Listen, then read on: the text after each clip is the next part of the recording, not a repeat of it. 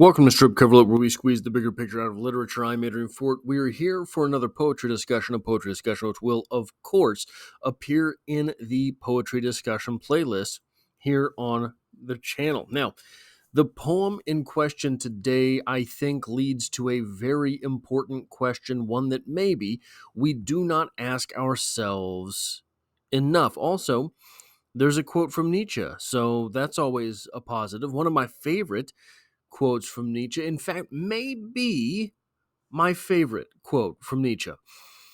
The poem in question is A Crazed Girl by William Butler Yeats.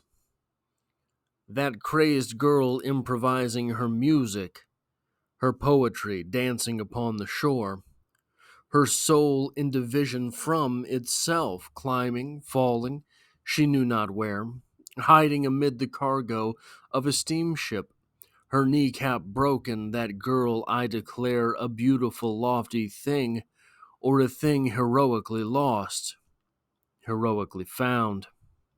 No matter what disaster occurred, she stood in desperate music, wound, and she made in her triumph, where the bales and the baskets lay, no common intelligible sound, but sang, O sea-starved, hungry sea.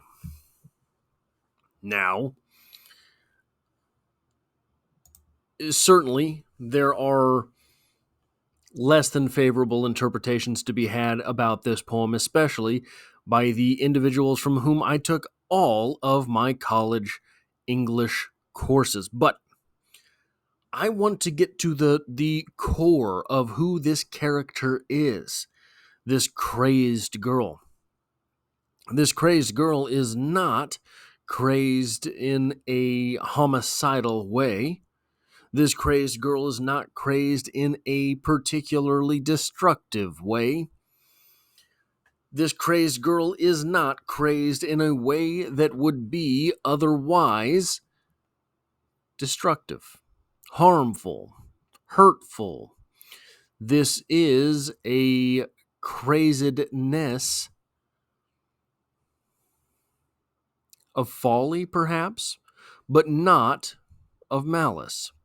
Now, where would we be without Nietzsche? And those who were seen dancing were thought to be insane by those who could not hear the music. Isn't this life? Isn't this life? Those who do not hear the music think badly about those who do hear the music and react to it. Now, knowing what it means to dance, knowing what it means to move to music, we understand the overwhelming sort of release that it provides. We understand that there's no downside to it, right? There's no malice there.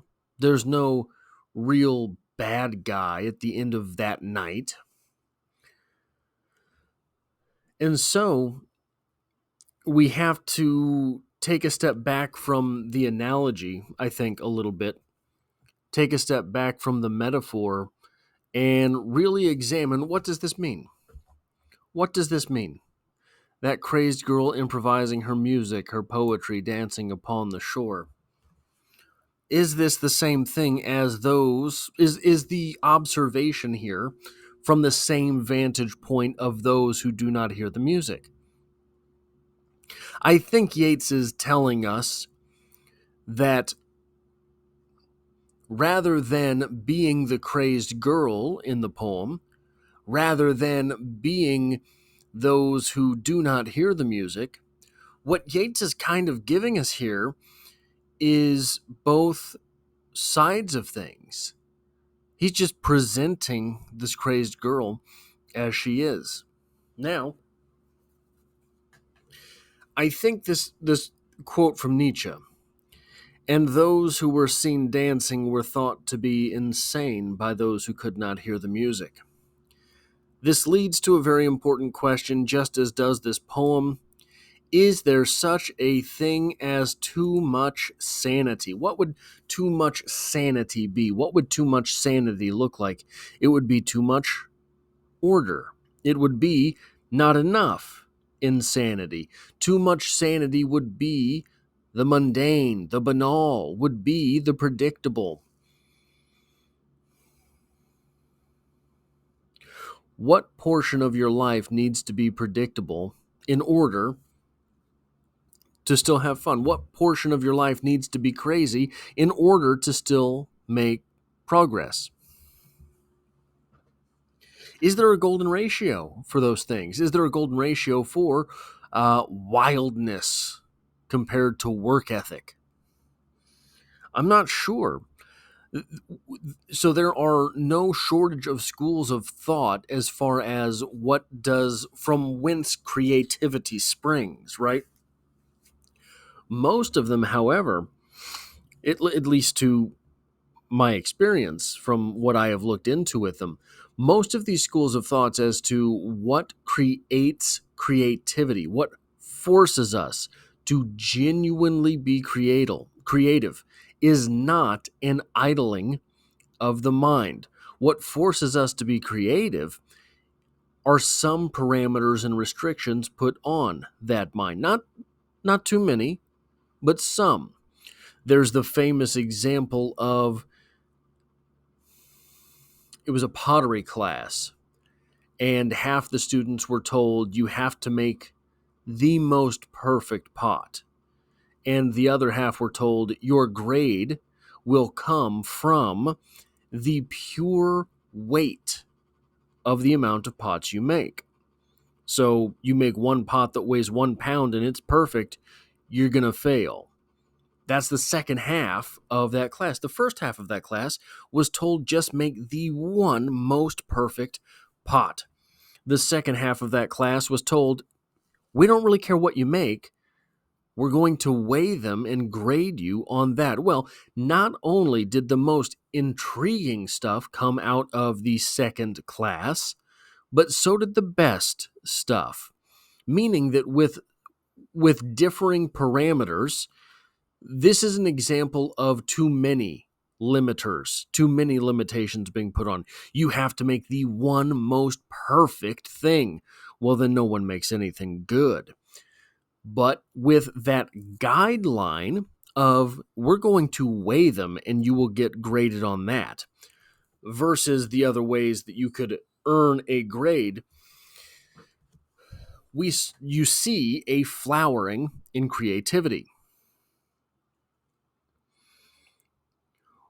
This poem, in my opinion, this quote from Nietzsche, in my opinion, seems to sort of straddle those lines, seems to point out that, yeah, probably there's confines somewhere.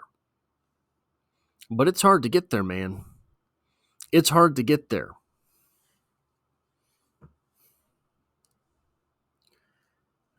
It makes me wonder, too.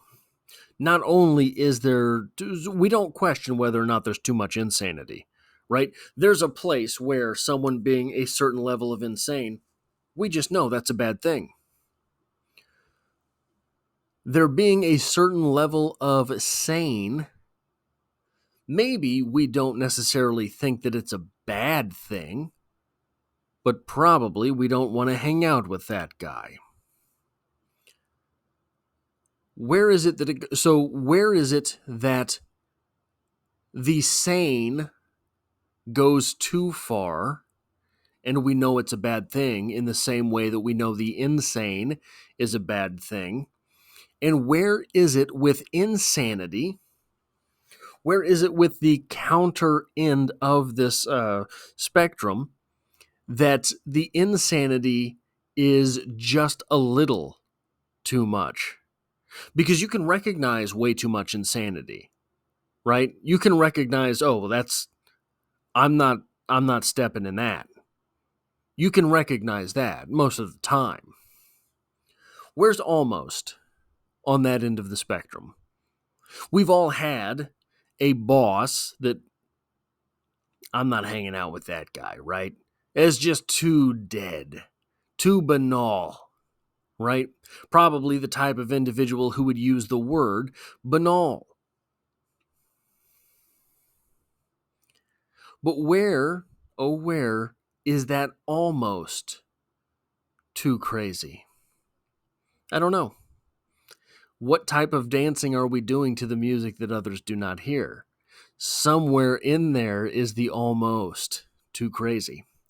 That's all I have for this poetry discussion. If you like or appreciate what it is that I do here, hitting the like button really does help me out, as it tells YouTube to share this video with other literature lovers.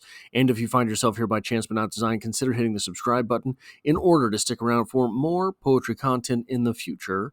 Because as always, I hope to have you back for the next one.